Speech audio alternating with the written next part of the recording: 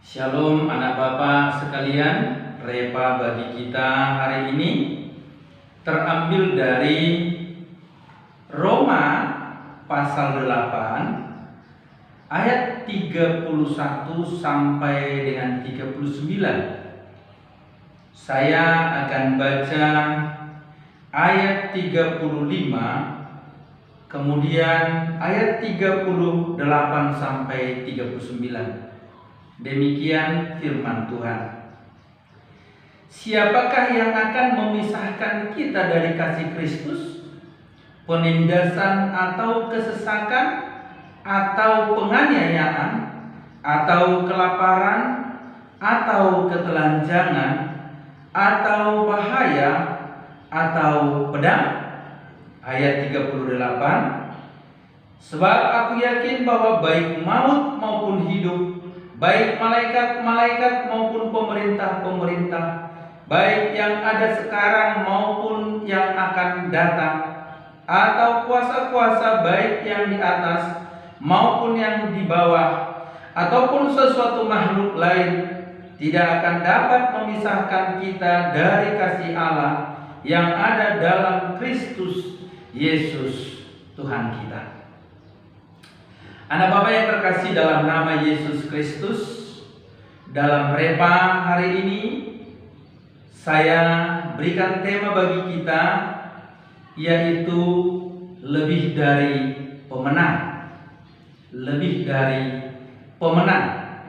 Lebih dari pemenang itu artinya tidak sekedar menang, tidak sekedar pemenang, tapi lebih dari pemenang berarti di atas daripada orang-orang menang. Nah, permasalahannya yang pertama, siapa sebenarnya yang dimaksud dengan orang yang lebih dari pemenang itu?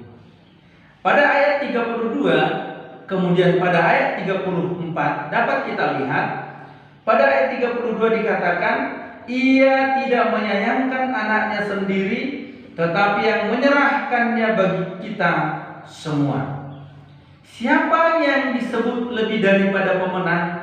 Berarti orang yang menerima Yesus Kristus. Allah menyerahkan Yesus, Allah menyerahkan anaknya untuk kita. Ketika seseorang akhirnya menerima Yesus yang diserahkan Allah, maka sebenarnya orang itulah yang disebut lebih daripada pemenang. Kemudian pada ayat 34 dikatakan di sana perihal tentang Yesus yang mati dan bangkit bagi kita. Itu artinya pemenang yang dimaksud di sana adalah orang yang mengalami kematian Kristus, orang yang mengalami penebusan Kristus. Jadi kematian dan kebangkitan Yesus Kristus berlaku bagi orang yang menerima Yesus menjadi Tuhan dan Juru Selamat baginya. Berarti lebih daripada pemenang, orang yang dimaksud lebih dari pemenang adalah mereka yang menerima Yesus Kristus, mereka yang mengalami kematian dan kebangkitan Yesus Kristus. Yang kedua, lebih daripada pemenang. Apa yang membuat orang-orang yang percaya kepada Yesus Kristus, orang-orang yang mengalami penebusan Kristus, dikatakan lebih daripada pemenang? Yang kedua adalah karena Allah dan Kristus berpihak kepada mereka. Yang membuat orang-orang percaya, orang-orang yang menerima Yesus lebih daripada pemenang adalah Allah dan Kristus berpihak kepada mereka. Kita dapat lihat pada ayat 31, kemudian 33, 34. Dikatakan di sana, sebab itu apa yang akan kita katakan tentang semuanya itu? Jika Allah di pihak kita, siapa yang akan melawan kita? Pada ayat 33 dikatakan, siapakah yang akan menggugat orang-orang pilihan Allah? Dijelaskan, Allah yang membenarkan mereka. Orang yang lebih dari pemenang adalah mereka yang ada di pihak Allah. Bahkan Allah berpihak kepada mereka. Keberpihakan Allah ditunjukkan dengan membenarkan orang yang menerima Yesus Kristus itu. Membenarkan setiap orang yang percaya kepada Yesus. Membenarkan orang yang mengalami penebusan Yesus Kristus. Membenarkan dari apa? Dari kesalahan, dari keberdosaan, dari segala kehidupan yang tidak benar di hadapan Tuhan. Allah membenarkannya. Kemudian dikatakan keberpihakan Kristus. Keberpihakan Kristus adalah pada ayat 34 bahwa dikatakan Yesus Kristus mati untuk mereka, bahkan bangkit, sekarang malah jadi pembela. Dikatakan bahwa Allah di surga, di sebelah kanannya ada Yesus. Yesus duduk di sebelah kanan Allah, menjadi pembela atas orang yang percaya kepada Yesus Kristus. Itulah sebabnya orang yang menerima Yesus, yang percaya kepada Yesus Kristus, lebih daripada pemenang.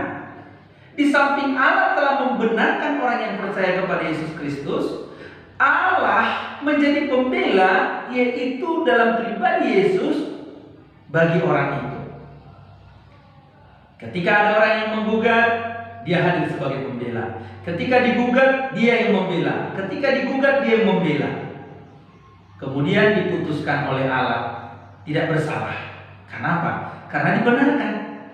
Dibenarkan oleh karena Yesus Kristus yang telah ada di dalam kehidupan kita. Kalau saya boleh sederhanakan bahasanya begini. Allah bukan lagi melihat kepada saya. Allah bukan lagi melihat kepada anak-anak Bapak sekalian. Allah bukan lagi melihat kepada orang percaya yang lainnya. Lantas siapa yang dilihat Allah? Yang dilihat Allah adalah Yesus yang ada di dalam saya. Yesus yang ada di dalam anak Bapak sekalian. Yesus yang ada di dalam kehidupan orang yang percaya. Maka kalau Allah melihat Yesus yang ada di dalam kita, maka yang dilihat Allah adalah tidak bercacat, tidak bernoda, tidak ada kesalahan, suci, bersih, kudus. Kenapa? Karena yang dilihat Allah adalah Yesus yang adalah Tuhan. Kemudian yang ketiga, lebih dari pemenang. Dikatakan lebih dari pemenang adalah karena ada di dalam kasih Allah. Kita dikatakan lebih dari pemenang karena kita ada di dalam kasih Allah. Kasih yang begitu besar seperti yang diungkapkan dalam Yohanes 3:16. Kemudian kasih yang sempurna, yang tidak berubah, yang kekal, yang sudah final. Kasih yang tidak akan pernah berubah, baik oleh apapun. Itulah sebabnya dalam ayat 35 sampai dengan 39 diungkapkan di sana, siapa yang akan memisahkan kita dari kasih Kristus? Baik penindasan, baik kesesakan, baik penganiayaan, kelaparan, ketelanjangan, bahaya, bahkan pedang, tidak akan bisa. Kenapa? Karena yang terjadi atas kita adalah kasih yang besar, kasih yang sudah sempurna, tidak bisa diubah oleh apapun, tidak akan berkurang nilainya oleh apapun. Bahkan dikatakan juga di dalam ayat 38, baik maut maupun hidup, baik malaikat-malaikat maupun pemerintah yang ada sekarang dan yang akan datang, baik kuasa-kuasa yang di atas ataupun yang di bawah, ataupun satu makhluk lain, tidak dapat memisahkan kita dari kasih Allah. Itulah sebabnya kita disebut lebih dari pemenang. Lebih dari pemenang akan segala upaya dunia ini. Lebih daripada pemenang atas segala upaya penguasa di atas maupun di bawah. Bahkan lebih dari pemenang baik atas penderitaan, kesesakan, kelaparan, bahkan kematian. Kita telah ada di dalam kasih Allah yang besar. Oleh karena itu, ingatlah dimanapun kita berada, dalam keadaan apapun, dalam situasi apapun, kita adalah pemenang. Yang artinya jangan kalah dengan apapun.